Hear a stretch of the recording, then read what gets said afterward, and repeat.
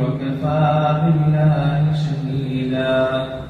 أما بعد فإن خير الحديث كتاب الله وخير الهدي هدي محمد صلى الله عليه وسلم وشر الأمور محدثاتها وكل محدثة بدعة وكل بدعة ضلالة وكل ضلالة في النار. يا أيها الذين آمنوا اتقوا الله حق تقاته ولا تموتن إلا وأنتم مسلمون.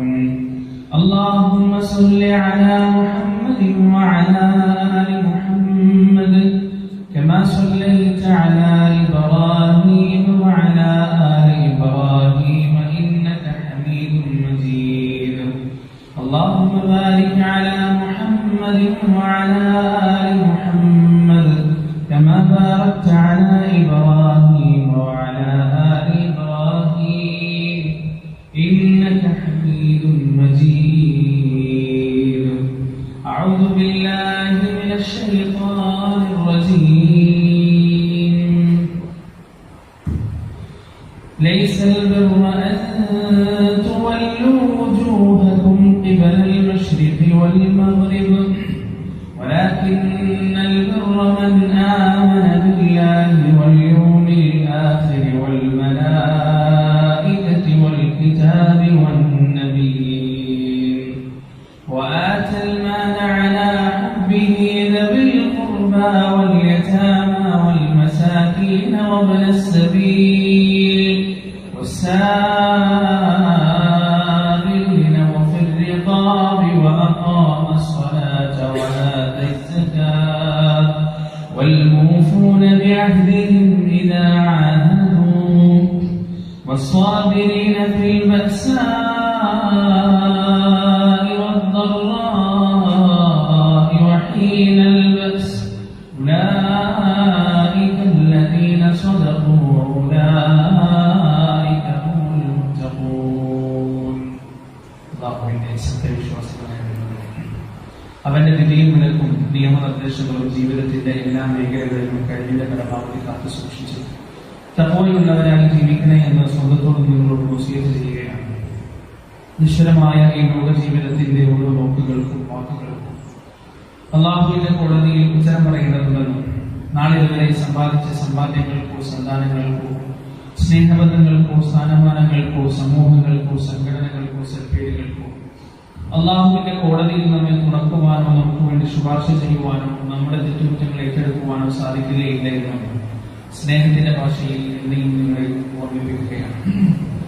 പരിശുദ്ധ ഖുർആനിലെ സൂറത്തുൽ ബഖറയിൽ 177-ാമത്തെ ആയത്ത്, ആ ഒരു ആയത്താണ് ഇന്ന് നമുക്ക് പറയാൻ സംസാരിക്കാനുള്ളത്. അല്ലാഹു സുബ്ഹാനഹു വ തആല സൂറത്തുൽ വാഖിഅയിലൂടെ 3 വിഭാഗം ആളുകളെ കുറിച്ച് സംസാരിച്ചിട്ടുണ്ട്.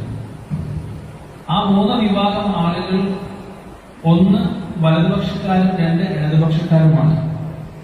മൂന്നാമത്തത് രണ്ടിലും പെടാത്ത മൂന്നാമതൊരു വിഭാഗമാണ്.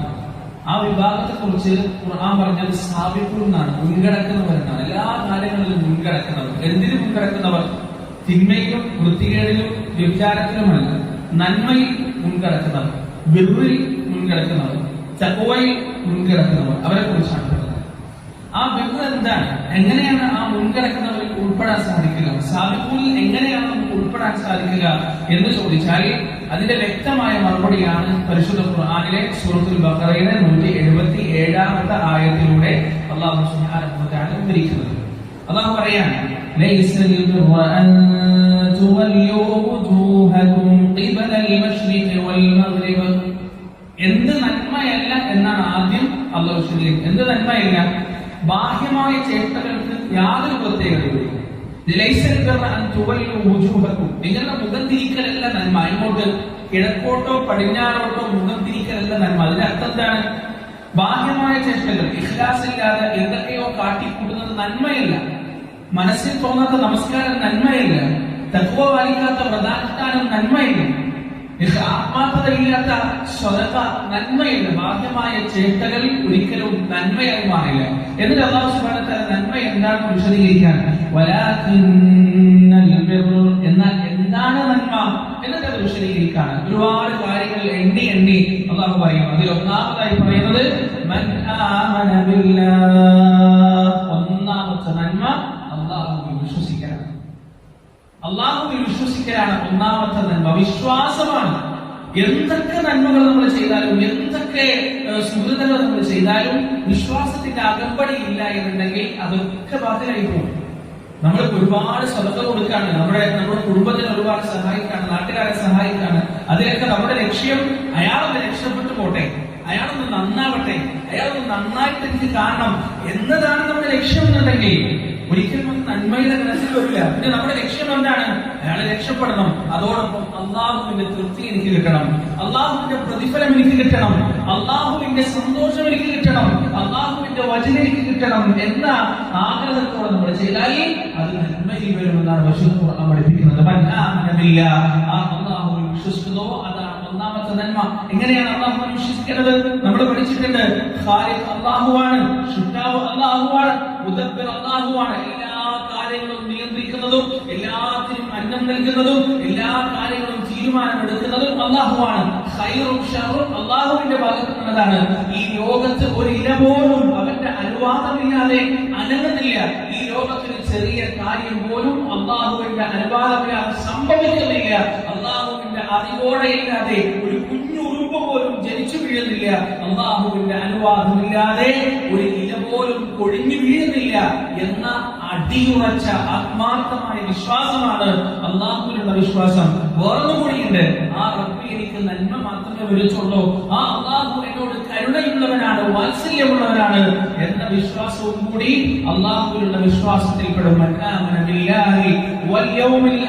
അന്ത്യദിനത്തിലുള്ള വിശ്വാസം, അന്ത്യദിനത്തിലുള്ള വിശ്വാസം എന്ന് പറയുമ്പോൾ ഖിയാമത്ത് നാളിലുള്ള വിശ്വാസം, യഅജൂജ് മഅജൂജ് വരുമെന്ന കാര്യത്തിലുള്ള വിശ്വാസം, ദജ്ജാൽ വരുമെന്ന കാര്യത്തിലുള്ള വിശ്വാസം, സൂര്യൻ പടിഞ്ഞാറ് ഉദിക്കുമെന്ന കാര്യത്തിലുള്ള വിശ്വാസം, ദാബത്തിൽ നിന്ന് പുറപ്പെടുമെന്ന കാര്യത്തിലുള്ള വിശ്വാസം, കഅബാലയം തകർക്കപ്പെടുമെന്ന കാര്യത്തിലുള്ള വിശ്വാസം, ഇസ്രാഫീൽ അലൈഹിസ്സലാത്തു വസ്സലാം സൂറ് പിടിച്ചു നിൽക്കുകയാണ്, അല്ലാഹുവിന്റെ കൽപ്പന കിട്ടാൻ കാത്തിരിക്കുകയാണ് എന്ന കാര്യത്തിലുള്ള വിശ്വാസം, രണ്ടാമത്തെ ഉയർത്തെഴുന്നേൽപ്പിനെ കുറിച്ചുള്ള വിശ്വാസം, മഹ്ശറയിലെ വിചാരണയെ കുറിച്ചുള്ള വിശ്വാസം, സിറാത്ത് പാലത്തിനെ കുറിച്ചുള്ള വിശ്വാസം, സ്വർഗ്ഗനരകങ്ങളെ കുറിച്ചുള്ള വിശ്വാസം, അറാഫ് എന്ന സ്വർഗ്ഗത്തിന്റെയും നരകത്തിന്റെയും ഇടയിലെന്ന മതിലിനെ കുറിച്ചുള്ള വിശ്വാസം, അല്ലാഹുവിന്റെ ലിഖാഇനെ കുറിച്ചുള്ള വിശ്വാസം, റസൂലുള്ളാഹിന്റെ ശഫാഅത്തിനെ കുറിച്ചുള്ള വിശ്വാസം, ഖബറിലെ ശിക്ഷയെ കുറിച്ചുള്ള വിശ്വാസം, ആ ഖബറിലെ ചോദ്യം ചെയ്യലിനെ കുറിച്ചുള്ള വിശ്വാസം, ആ ഖബറിലെ രക്ഷയെ കുറിച്ചും ശാന്തിയെ കുറിച്ചുമുള്ള വിശ്വാസം, ആ ഖബറിൽ അല്ലാഹു സുബ്ഹാനഹു വ തആല നമുക്ക് നൽകുന്ന കാഴ്ചയുടെ വിരുദ്ധനെ കുറിച്ചുള്ള വിശ്വാസം, ഇതെല്ലാം വൽയൗമിൽ ആഖിർ അന്ത്യദിനത്തിൽ മരണ കാലത്തിലുള്ള വിശ്വാസത്തിന്റെ നിഘണ്ടുവിൽ വരുന്നതാണ്. അത് നന്മയാണ്. ഒരു കാര്യം ചെയ്യുമ്പോൾ ഒരു മുഅ്മിനിന്റെ മനസ്സിൽ എന്തെല്ലാം പ്രതീക്ഷകളാണ് നാളിച്ചതും, ഒരു സദഖ ചെയ്യുമ്പോ, 2 റക്അത്ത് നമസ്കരിക്കുമ്പോ അവന്റെ ഉള്ളിൽ എന്തൊക്കെ തേട്ടങ്ങളാണ്. ഞാൻ മരിക്കുമ്പോ നല്ല മലക്കുകളെ കണ്ടുകൊണ്ട് മരിപ്പിക്കണേ റബ്ബേ, ഖബറിൽ ഒറ്റയ്ക്ക് കിടക്കുമ്പോ സ്വർഗ്ഗത്തിന്റെ വാതിൽ തുറന്നു തരണേ, ആ ഖബറിൽ ശാന്തി നൽകണേ, ഹശ്റിന്റെ മൈതാനിയിൽ ഹിസാബ് എളുപ്പമാക്കി നൽകണമേ, സിറാത്ത് പാലം എളുപ്പത്തിൽ കിടക്കാൻ തൗഫീഖ് നൽകണമേ. ഇങ്ങനെ ആയിരം പ്രാർത്ഥനകളും പ്രതീക്ഷകളുമായിട്ടാണ് ഓരോ മനുഷ്യനും 2 റക്അത്ത് നമസ്കരിക്കുന്നത്. ഓരോ മുഅ്മിനും 2 റക്അത്ത് നമസ്കരിക്കുന്നത്, സ്വതക്ക ചെയ്യുന്നത്, നോമ്പെടുക്കുന്നത്, നല്ല കാര്യങ്ങൾ പറയുന്നത്, എല്ലാ കാര്യങ്ങളും ചെയ്യുന്നത്. വൽയൗമിൽ ആഖിർ അന്ത്യദിനത്തിലുള്ള വിശ്വാസം, വൽ മലായിക മലക്കുകളിലുള്ള വിശ്വാസം, എന്റെ ഇടവും വലവും മലക്കുകൾ സദാ എന്റെ വാക്കുകൾ കുറിച്ചുകൊണ്ടിരിക്കുന്നു എന്നതിലുള്ള വിശ്വാസം, ഞാൻ മരിക്കുമ്പോ എന്റെ റൂഹിനെ സ്വീകരിക്കാൻ വരുന്നത് മലക്കുകളാണ് എന്നതിലുള്ള വിശ്വാസം, ഈ പരിശുദ്ധ ഖുർആൻ റസൂലുള്ളാഹി സ്വല്ലല്ലാഹു അലൈഹി വസല്ലമയുടെ അടുത്തേക്ക് എത്തിച്ചത് ജിബ്രീൽ എന്ന മലക്കാണ് എന്നതിലുള്ള വിശ്വാസം, സ്വർഗ്ഗത്തിന്റെ കാവൽക്കാരായ മലക്കുകളെ കുറിച്ചുള്ള വിശ്വാസം, നരകത്തിന്റെ കാവൽ മലാക്കുകളെ കുറിച്ചുള്ള വിശ്വാസം, ഹഫദത്തിന്റെ മലക്കുകളെ കുറിച്ചുള്ള വിശ്വാസം എന്നിങ്ങനെ റസൂലുള്ളാഹി സ്വല്ലല്ലാഹു അലൈഹി വസല്ലം ഹദീസിലൂടെയും പരിശുദ്ധ ഖുർആനിന്റെ ആയത്തുകളിലൂടെയും പഠിപ്പിക്കപ്പെട്ട ഏതൊക്കെ മലക്കുകളുണ്ടോ ആ മലക്കുകളെ കുറിച്ചെല്ലാമുള്ള വ്യക്തമായ അടിയുറച്ച വിശ്വാസം നന്മയാണ്. മൂന്നാമത്തെ നന്മയായി അല്ലാഹു പഠിപ്പിച്ചിരുന്നു വൽ കിതാബ് ഗ്രന്ഥങ്ങളിലെ വിശ്വാസം. ഏത് ഗ്രന്ഥം? തൗറാത്ത്, ഇൻജീൽ, സബൂർ, വിശുദ്ധ ഖുർആൻ, ഇതെല്ലാം അല്ലാഹുവിങ്കൽ നിന്നുള്ളതാണ് എന്ന വിശ്വാസം. ഖുർആൻ മാത്രമല്ല, ഖുർആനിന്റെ മുൻപുള്ള ഗ്രന്ഥങ്ങളും അള്ളാഹു അവതരിപ്പിച്ചതാണ്, അതിൽ സത്യമുണ്ടായിരുന്നു എന്ന വിശ്വാസം അതും നന്മയിൽപ്പെട്ടതാണ്. മുർസലുകളുടെ വിശ്വാസം അള്ളാഹുവിന്റെ പ്രവാചകന്മാർക്കിടയിൽ അവർ ഒരിക്കൽ ബന്ധമുണ്ടാക്കുകയില്ല, ഒരു വേർതിരിവും പിളർപ്പും ഉണ്ടാക്കുകയില്ല. ചില ആളുകൾക്ക് ചില സൂക്കുകളുണ്ട്. സോഷ്യൽ മീഡിയയിൽ തർക്കം കൊണ്ട് മൂത്ത് കഴിഞ്ഞാൽ ഈസാ നബിയെ ചീത്ത പറയാ, മൂസാ നബിയെ ചീത്ത പറയാ. എന്തിനാണ് ചീത്ത പറയുന്നത്? എന്തിനാണ് കുറ്റം പറയുന്നത്? മുഹമ്മദ് നബിയാണ് വലിയ ആള് എന്ന് കാണിക്കുന്നതിന് വേണ്ടിയാണ്. സത്യത്തിൽ അത് ഇസ്ലാമികമാണ്, ഇസ്ലാമിന് ബന്ധവുമില്ലാത്ത പ്രവണതയാണ്. എന്നാണ് പറഞ്ഞത്, ആ പ്രവാചകന്മാരിൽ വിശ്വസിക്കണം. മൂസാ നബി അള്ളാന്റെ പ്രവാചകൻ എന്നാണ് ഒരാൾ പറഞ്ഞ നമുക്ക് ആഫറാണ്. ഈസാ നബി അള്ളാന്റെ പ്രവാചകൻ എന്ന് പറഞ്ഞാൽ നമുക്ക് ആഫറാണ്. ഒരാൾ പറയാണ് മുഹമ്മദ് നബി അള്ളാന്റെ നബിയാണ്, പ്രവാചകനാണ്, പക്ഷെ ഈസാ നബിനെ ഞാൻ വിശ്വസിക്കൂല, മൂസാ നബിനെ ഞാൻ വിശ്വസിക്കൂല, അലൈഹി വസല്ലം ഓ കാഫറാണ്, ഓനെ ഈമാൻ പൂർത്തിയാവില്ല. അപ്പോ അംബിയ മുർസലുകളെ വിശ്വസിക്കുന്നത് എന്താണ്? നന്മയാണ്. എന്നിട്ട് വീണ്ടും അല്ലാഹു സുബ്ഹാനഹു വ തആല നന്മയുടെ വിശദീകരണം തുടരുകയാണ്. അല്ലാഹു പറയുന്നു വആതൽ മാല അലാ ഹുബ്ബിഹി ദിൽ ഖുർബാ വൽ യതാമാ വൽ മസാകീൻ വബ്നിസ് സബീൽ വസ്സായിലീന ഫിൽ റിഖാബ്. പിന്നെ പറയുന്നത് സദഖയെ കുറിച്ചാണ്. വആതൽ മാൽ, ധനം നൽകുന്നത്. എപ്പോ നൽകുന്നത്? 10,000 കോടി സമ്പാദ്യം ഉണ്ടാകുമ്പോ റോഡിലൂടെ നടന്നു പോകുമ്പോ ഒരാൾ ടവൽ വിരിച്ചിരിക്കുന്നതിനോട് ടവലിലേക്ക് ഒരു ഉപ്പിട്ട് കൊടുക്കുന്നതിനല്ല നന്മ എന്ന് പറയുന്നത്. മറിച്ച് അവന് ധനത്തിന് ആവശ്യമുണ്ട്, അവന് ധനത്തോട് ഇഷ്ടമുണ്ട്, അവന് ആവശ്യക്കാരനാണ്, ആ സമയത്ത് നൽകുന്നതാണ്. അതിന്റെ ഏറ്റവും നല്ല ഉദാഹരണം എന്താണ്? മക്കയിൽ നിന്ന് ഇതിലെ സമ്പാദ്യങ്ങൾ മുഴുവൻ വിട്ടെറിഞ്ഞിട്ട് മദീനയിലേക്ക് അൻസാരികളുടെ അടുത്തേക്ക് മുഹാജിരികളെ പോയപ്പോ ഹൃദയം പകുത്ത് നേരെ പകുതിയാക്കി കൊടുക്കാൻ പറ്റുമെങ്കിൽ അവർ അതും കൊടുക്കുകയും, സ്വന്തം ശരീരം രണ്ടായി പിളർത്തി കൊടുക്കാൻ പറ്റുമായിരുന്നെങ്കിൽ അവരതും ചെയ്യുമായിരുന്നു. സ്വന്തം വീട് പകുതിയാക്കി കൊടുത്തു, കച്ചവട സ്ഥാപനങ്ങൾ പകുത്തു നൽകി, കൃഷിയിടങ്ങൾ പകുത്തു നൽകി, കുടുംബം വരെ പകുത്തു നൽകി. 2 ഭാര്യമാരുള്ളവർ ഒരു ഭാര്യയെ കുറിച്ച് ചൊല്ലി ആ വന്ന മുഹാജിറിനെ കെട്ടിച്ചു കൊടുത്തു. ഇഷ്ടമുണ്ടായിരിക്കെ, ആവശ്യമുണ്ടായിരിക്കെ ധനം നൽകലാണ്. എന്നിട്ട് ആ ധനം നൽകുന്നതിന്റെ പ്രയോറിറ്റി ലിസ്റ്റാണ് അല്ലാഹു പിന്നീട് പറഞ്ഞത്. ആദ്യത്തെയാണ് നൽകേണ്ടത് അൽ ഖുർബ. ഒന്നാമതായി പറയുന്നത് കുടുംബക്കാരാണ്, അടുത്ത കുടുംബക്കാർക്കാണ് ഒന്നാമതായി നൽകേണ്ടത്. നമ്മുടെ സകാത്തായാലും നമ്മുടെ സ്വതക്കയായാലും എന്തായാലും നമ്മുടെ കുടുംബത്തിൽ ഒരാൾ പ്രയാസപ്പെടുന്നുണ്ടെങ്കിൽ, നമ്മുടെ രക്തബന്ധത്തിൽ ഒരാൾ പ്രയാസപ്പെടുന്നുണ്ടെങ്കിൽ അയാളാണ് അതിന് ഏറ്റവും അർഹൻ. കാരണം റസൂലുള്ളാഹി സ്വല്ലല്ലാഹു അലൈഹി വസല്ലം പറയുന്നു, നിങ്ങൾ സ്വതക്ക ചെയ്യുന്നതിന് പ്രതിഫലമുണ്ട്, പക്ഷേ നിങ്ങൾ അടുത്ത കുടുംബക്കാർക്ക് സ്വതക്ക ചെയ്യുമ്പോൾ 2 പ്രതിഫലം നിങ്ങൾക്ക് കിട്ടും. ഒന്ന് സ്വതക്കയുടെ പ്രതിഫലം, 2 ചാർച്ചയെ അടിപ്പിച്ചതിന്റെ പ്രതിഫലം. റസൂലുള്ളാഹി സ്വല്ലല്ലാഹു അലൈഹി വസല്ലം പറയുന്നു, നിങ്ങൾ ആർക്കെങ്കിലും സമ്പത്തും ആയുസ്സും വർദ്ധിക്കണമെന്ന് ആഗ്രഹമുണ്ടെങ്കിൽ നിങ്ങൾ എന്ത് ചെയ്യുക? കുടുംബബന്ധം ചേർത്ത് വെക്കുക. കുടുംബബന്ധം ചേർത്ത് വെക്കുന്നവരെ അള്ളാഹു ചേർത്ത് വെക്കും. കുടുംബബന്ധം മുറിച്ചു കളയുന്നവരെ അള്ളാഹു മുറിച്ചു കളയും. നമ്മുടെ സ്വതക്കകൾ കുടുംബബന്ധങ്ങൾ ചേർക്കുന്നതിന് കാരണമാകുമെങ്കിൽ 2 പ്രതിഫലമാണ് നമുക്കിവിടെ കിട്ടുന്നത്. ഒന്ന് മഹത്തായ കുടുംബബന്ധം ചേർത്തതിന്റെ പ്രതിഫലം, 2 സ്വതക്ക നൽകിയതിന്റെ പ്രതിഫലം. അതുപോലെ തന്നെ അടുത്തത് പറയുന്നത് വലിയ യതീമുകളാണ്, അനാഥകളാണ്. അനാഥകൾക്ക് ഇസ്ലാം നൽകിയ പ്രാധാന്യം ചെറുതൊന്നുമല്ല. അനാഥകളുടെ മുന്നിൽ വെച്ച് സ്വന്തം മക്കളെ കൊഞ്ചിക്കാൻ പാടില്ല എന്ന് റസൂലുള്ളാഹി സ്വല്ലല്ലാഹു അലൈഹി വസല്ലം പറഞ്ഞിട്ടുണ്ട്. എന്തിനാണത്? എന്തുകൊണ്ടാണ് റസൂലുള്ളാഹിക്ക് അത് അത്രമാത്രം തീവ്രതയോടുകൂടി പറയാൻ കഴിഞ്ഞത്? അനാഥകളുടെ, അനാഥ ബാലന്മാരുടെ, അനാഥ കുട്ടികളുടെ ഹൃദയം കുറുകുന്ന വേദന എന്താണെന്ന് ജീവിതത്തിന്റെ അനുഭവത്തിലൂടെ പഠിച്ചവരാണ് മഹാനായ റസൂൽ കരീം സ്വല്ലല്ലാഹു അലൈഹി വസല്ലം. അതുകൊണ്ടാണ് ആ പ്രവാചകന്റെ അത്തരം വാക്കുകളിൽ ഒരു തീക്ഷ്ണത നമുക്ക് കാണാൻ കഴിയുന്നത്, ഒരു വൈകാരികത നമുക്ക് കാണാൻ കഴിയുന്നത്. അനാഥകളുടെ മുന്നിൽ വെച്ച് സ്വന്തം മക്കളെ കൊഞ്ചിക്കാൻ പാടില്ല. അനാഥകളുടെ സ്വത്ത് അപഹരിക്കുന്നവൻ, അനാഥകളുടെ സമ്പത്ത് അന്യായമായി ഭക്ഷിക്കുന്നവൻ, അവന്റെ വയറ്റിൽ അവൻ കഴിച്ചുകൊണ്ടിരിക്കുന്നത് അഗ്നിയാണ്, തീയാണ് എന്നാണ് പരിശുദ്ധ ഖുർആൻ നമുക്ക് പഠിപ്പിച്ചു തന്നിട്ടുള്ളത്. അതുപോലെ തന്നെ ആരാണ് ദീനിനെ കളവാക്കുന്നവൻ?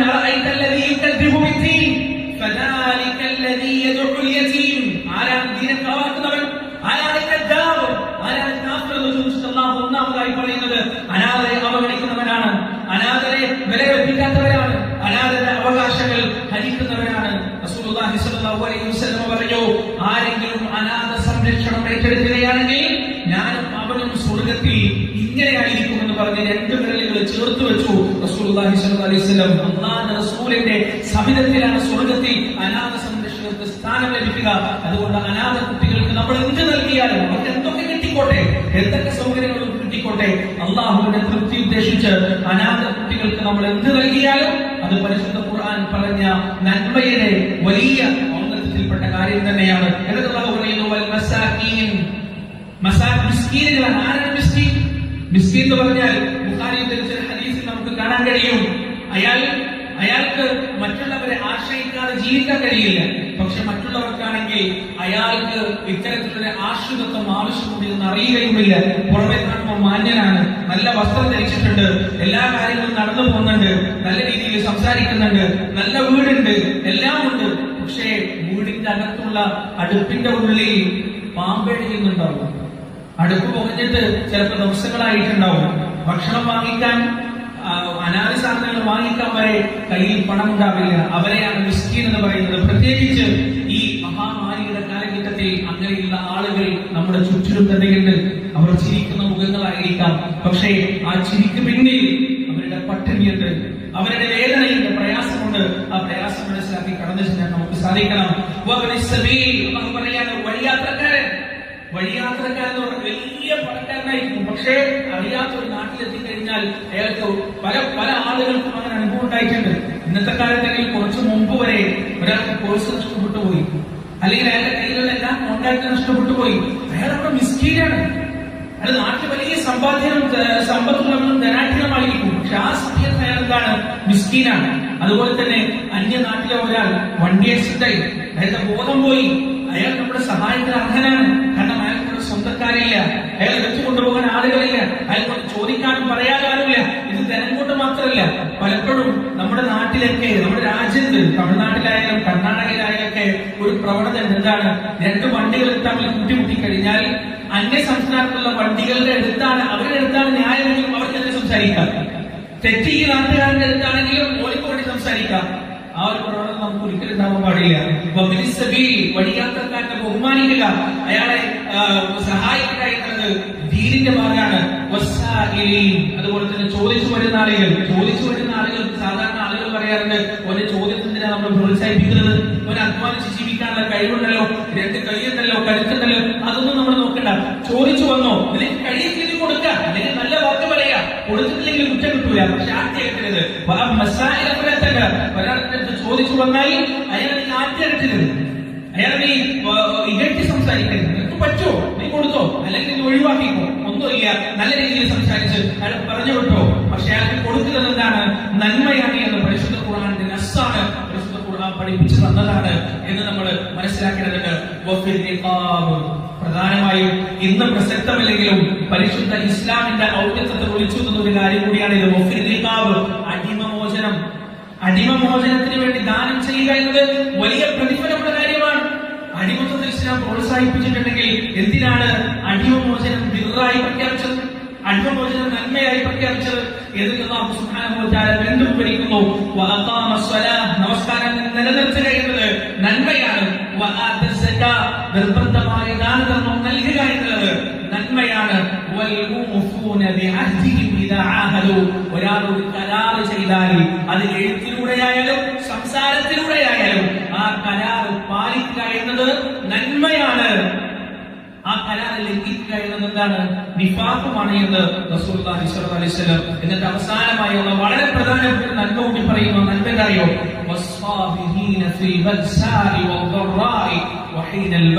പ്രയാസങ്ങളും ബുദ്ധിമുട്ടുകളും ഉണ്ടാകുമ്പോ ക്ഷമിക്കുക എന്നത് അങ്ങേയറ്റത്തെ നന്മയാണ്.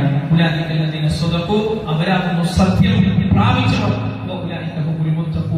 അവരാകുന്നു സൂക്ഷ്മതയുള്ളവരെന്ന് അല്ലാഹു സുബ്ഹാനഹു വ തആല ഖുർആനിൽ പറയുന്നു. ഈ ആയത്തിൽ പറഞ്ഞ നന്മകളെല്ലാം ജീവിതത്തിൽ സ്വീകരിക്കുന്ന ഭാഗ്യവാന്മാരുടെ കൂട്ടത്തിൽ അല്ലാഹു നമ്മെ ഉൾപ്പെടുത്തുമാറാകട്ടെ.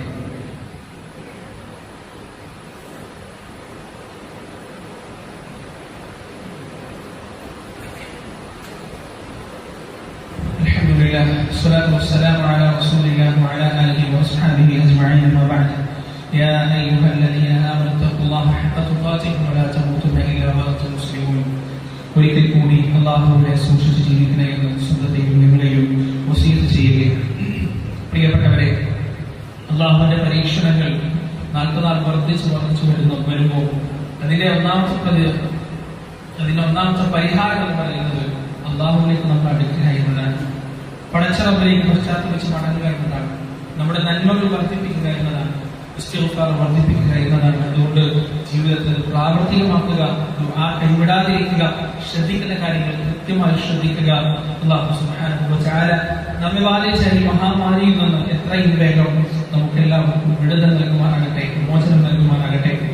അല്ലാഹുവേ, ഈ ഒരു മഹാമാരി കാരണം ഞങ്ങളുടെ വേണ്ടപ്പെട്ടവർ, ഞങ്ങളുടെ പരിചയക്കാർ, ഞങ്ങളുടെ കുടുംബക്കാർ, ഞങ്ങളുടെ അടുത്ത ബന്ധുക്കൾ, ഒരുപാട് ആളുകൾ നിന്നിലേക്ക് തിരിച്ചു വന്നിട്ടുണ്ട്. അവർക്ക് നീ മർഹമത്തും മഗ്ഫിറത്തും നൽകണേ റബ്ബേ. അവരുടെ പാപങ്ങൾ നീ പുറത്തു മാപ്പാക്കി കൊടുക്കണേ അല്ലാഹുവേ. ഒരുപാട് വാപ്പമാർ മരണപ്പെട്ടു പോയിട്ടുണ്ട്. അവരുടെ മക്കൾക്ക് നീ സമാധാനവും ശാന്തിയും താങ്ങും ആശ്രയവും നൽകണേ അല്ലാഹ്. ഒരുപാട് മക്കൾ മരണപ്പെട്ടു പോയിട്ടുണ്ട്. അവരുടെ മാതാപിതാക്കൾക്ക് നീ താങ്ങും തണലും സാന്ത്വനവും നൽകണേ റബ്ബേ. ഒരുപാട് നാശനഷ്ടങ്ങൾ ഉണ്ടായിട്ടുണ്ട് ആളുകൾക്ക്. നീ അതിന് പകരം നൽകണേ റബ്ബേ. നീ അതിന് താങ്ങും പകരമായി സാന്ത്വനം നൽകണേ നാഥ. എത്രയും വേഗം ഈ മഹാമാരിയിൽ നിന്ന് ഞങ്ങൾ പൂർണ്ണമായും മോചിപ്പിക്കുന്ന റബ്ബേ. ജനജീവിതം സാധാരണഗതിയിലാക്കണേ അല്ലാഹ്.